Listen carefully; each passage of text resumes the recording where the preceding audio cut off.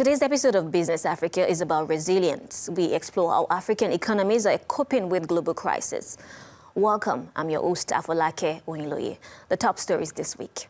Russia's invasion of Ukraine coming on the heels of the pandemic has caused instability in the global economy. With record inflation across the world and leaders still struggling to end both crises, we take a look at insight from the Global Financial Stability Report. Zambia has fulfilled all requirements to export the fruit to countries in the European Union. The country's first consignment of over 37 metric tons of avocados marks the beginning of huge market opportunities for Zambian avocado growers. Prices of building materials have left to an all-time high in the housing market, raising fears among prospective home builders of tougher times ahead. We explore the domino effect that prices of cement in Nigeria have on other African countries. What is the state of the global financial system and markets? Are emerging markets like fintech being financed globally? What challenges and vulnerabilities could the rapid growth of fintech expose to financial stability in the world? These and many more questions are addressed in the latest Global Financial Stability Report. Take a look at the story. The IMF economic forecasts have further downgraded the estimate for global growth that stood at 4.4% in January. The outlook has deteriorated substantially, largely because of the war and its repercussions, according to IMF chief, and 143 countries will be impacted by this downgrade, accounting for 86% of global GDP. After a decade of low inflation, prices worldwide have surged amid strong demand for goods that outstripped supply as economies began to return to normal. Even though the Russian economy accounts for only about 2% of global GDP, the Russian invasion in late February and the sanctions imposed further pushed fuel and food prices up sharply. The recovery remains deeply divergent between rich and poor. On top of this, the outlook is extraordinarily uncertain, well beyond the normal range. The war and sanctions could escalate. New COVID variants could emerge. Crops could fail.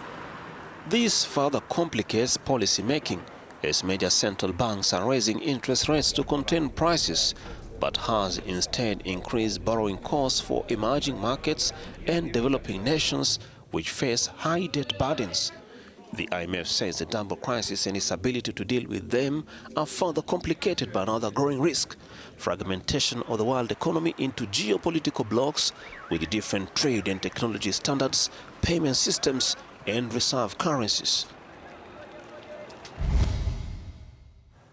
Financial Counselor and Head of Monetary and Capital Markets Department, Tobias Andrian, joins us for more on that report. Welcome to the show. Now, what needs to be done to arrest the rise in commodity prices globally? I think within countries, the populations have to be fed. So governments have to come in order to make sure that everybody has enough food. That could be done by a combination of subsidies, tax reliefs, but also direct distribution of food. That is number one.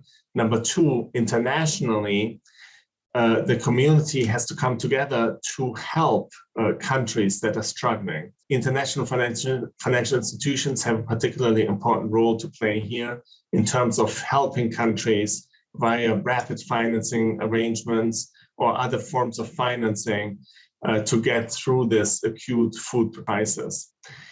Thirdly, the private sector also has to do its share. And I think everybody has a responsibility to help countries that are struggling with this terrible situation. Now, the global financial system has played a major role in implementing sanctions against Russia. Isn't there a risk that other countries might reconsider their dependence on a centralized system? Yeah, that's an excellent question. There's certainly a risk of fragmentation going forward. This could be fragmentation in payment systems. It could be fragmentation in reserve asset allocation. And it could be a fragmentation in terms of capital market activity more broadly.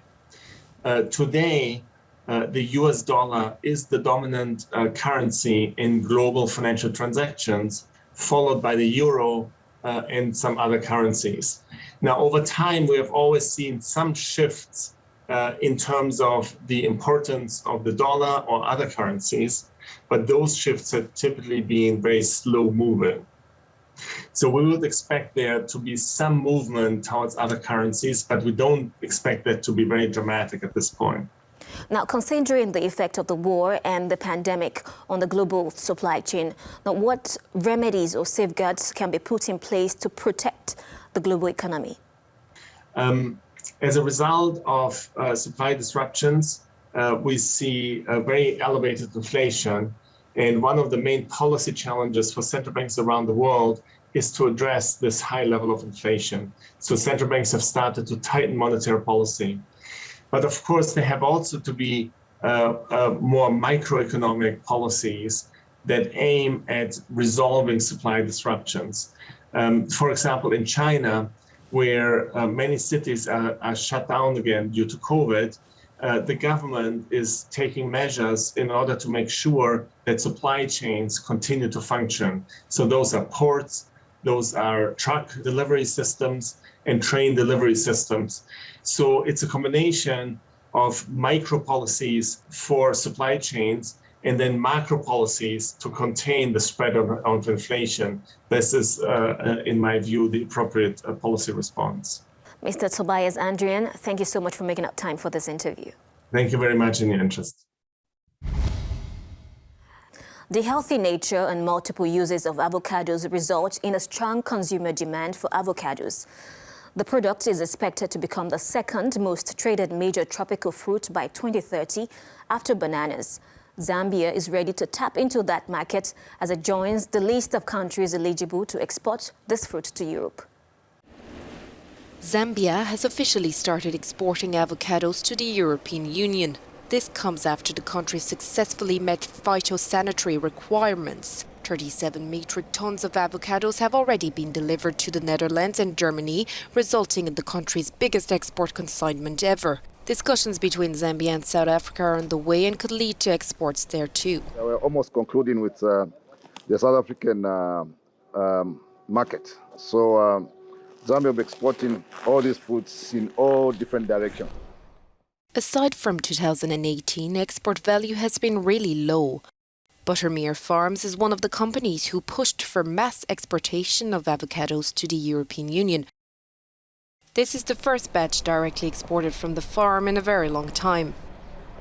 This is the first load of avocados that we export from the farm, which started 11 years ago.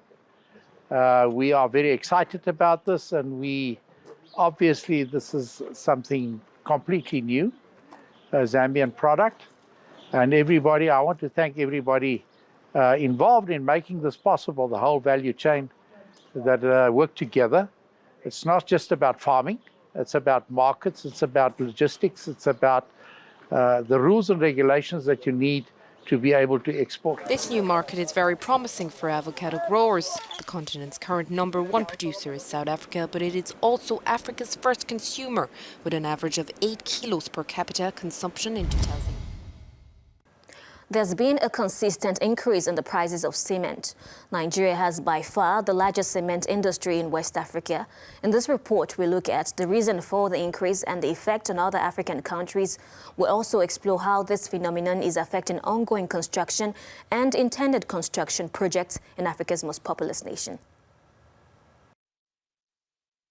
The price of cement in Nigeria has consistently increased despite untold hardship in the nation's economy. The commodity has risen more than 177% from about $3 to about $10 as currently witnessed in various parts of the country. Analysts believe the trend could hamper efforts to close the existing housing deficit as well as lead to the abandonment of ongoing construction projects. When you have a few suppliers in the market, they can as well increase prices because people don't have so many places to run to. So we don't have anything near a perfect competition in that market. But secondly, the manufacturers could also be pricing in inflation that affects them as well. Fasua says there may only be an increase in price in some other African countries, depending on the relationship between their government and Nigerian exporters. You probably have to find out if prices have gone up commensurately as it has in Nigeria, in some of those countries. Chances are that it hasn't, because Nigeria is a country where we're used to 100%, 200%, 300%, 400% inflation. We don't do things small here. And that story brings us to the end of this week's edition of Business Africa. For entrepreneurs out there, we hope to tell your stories as you exploit the opportunities in fintech, avocado and construction that we have showcased today. Stay tuned to Africanews.com for more business news. Thanks for watching and bye for now.